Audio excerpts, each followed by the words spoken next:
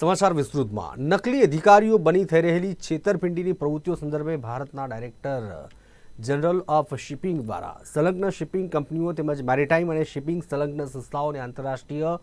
વહાણવટા સાથે વ્યાવસાયિક રીતે સંકળાયેલા નાવિકો અને તેમના પરિવારો માટે એક પત્ર લખ્યો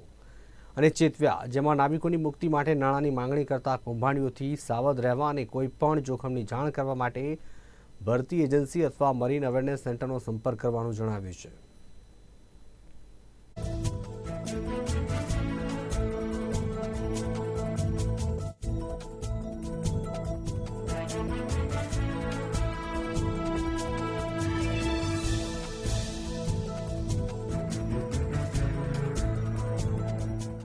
તાજેતરમાં જે નોટિફિકેશન મળ્યું છે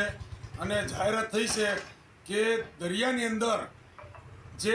ઇલીગલ પ્રવૃત્તિઓ થાય છે કે જે ડુપ્લિકેટ કોઈ અધિકારી, ડુપ્લિકેટ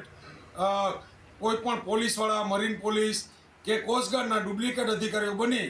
અને દરિયાની અંદર માછીમારોને કે કોઈ પણ જે દરિયાઈ મરીન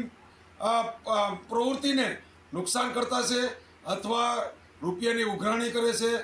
અથવા કોઈ પણ રીતે હેરાન કરે છે, તો આવી પ્રવૃત્તિ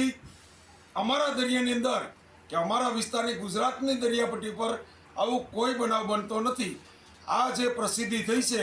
એનાથી ભારત સરકારનું ખરેખર અમને ગર્વ થાય છે કે ભારત સરકારે આવી નોંધ માછીમારો માટે લીધી છે, દરિયાઈ પ્રવૃત્તિ માટે નોંધ લીધી છે. પરંતુ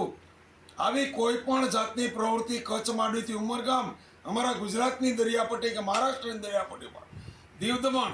આ તમામ ઉપર કોઈ પણ આવી પ્રવૃત્તિ અમારા ધ્યાનમાં આવેલી નથી. એને માટે હું એક ખાતરી આપું છું.